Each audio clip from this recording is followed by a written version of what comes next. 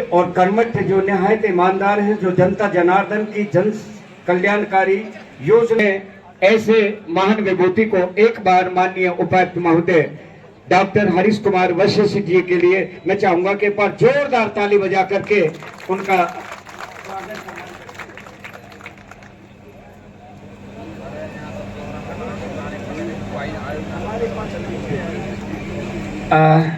इसमें 24 घंटा पानी भरा हुआ था, 2 फीट नीचे जी वही पानी भरा होता है। ये इसी प्रकार 4 रास्ते हैं, 24 घंटा पानी भरा होता है।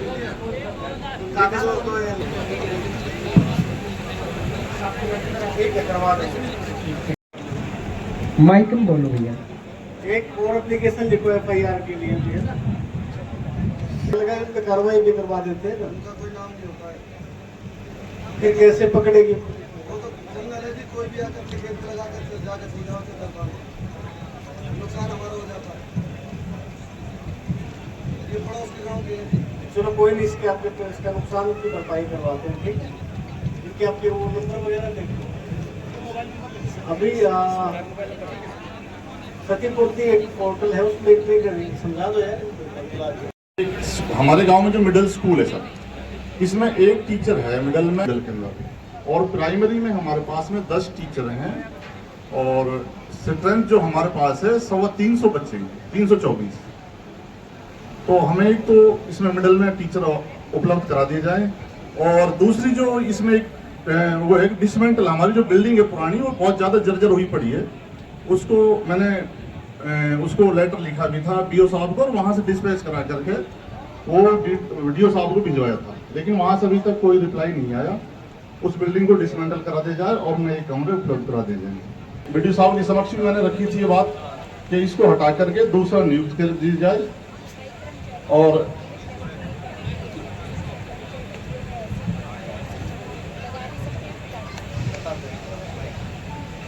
लगाने के लिए भी और हटाने के लिए भी एक कमेटी है, जिसमें कमेटी में वीडियो है, आप हैं, आपका ग्राम सचिव है, SCB और एक SC पंच है। पांच लोगों की कमेटी है जो स्पीकर को हटा भी सकती है और लगा भी सकती है। तो आप अपनी वीडियो साहब को एक ग्राम पंचायत का रेजोल्यूशन करके दे दो, वो इसको हटा देंगे, उसके बाद नया लगाने के इंटरव्यू प्रोसेस है। हमारे यहाँ एक सफाई कर्मचारी लगा हुआ है जी, संदीप, और स्कूल की तरफ पल्ली तरफ लास्ट में स्कूल पड़ता है, वहाँ रोड भी जाता है अकबरपुरा नादौल के लिए, वहाँ बिल्कुल सफाई नहीं करते। आप किसी भी कर्मचारी को भेज के मौके पर मुआयना कराने, नाली भरी हुई है, ना झाड़ू लगाता है, ना कोई काम करता है। चेक करवा देते हैं, नहीं करेगा तो सफाई कर्मचारी है संदीप, और पल्ली तरफ आप देख लो वहाँ मिडिल स्कूल भी है।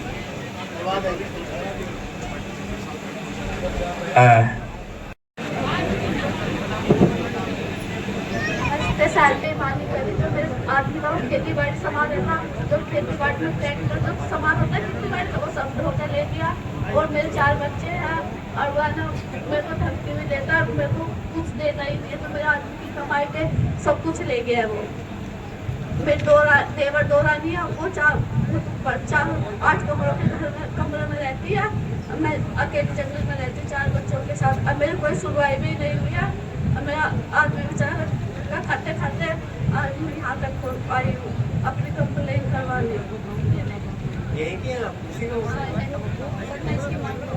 इसके बच्चों की परवरिश में कर रही हो इसके साथ, आप दर्जे पर SP साहब को बताओ, सरपंच साहब साथ में,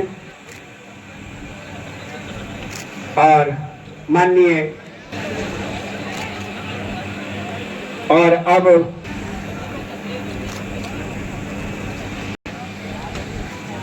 माननीय SDM साहब और सबसे बड़े मैडम को सम्मानित करेंगे, और हमारे DCP सर को, हर निशाह को अशोक बघेल जी के मैं अनुरोध, शिक्षा अधिकारी अशोक बघेल जी, और हमारे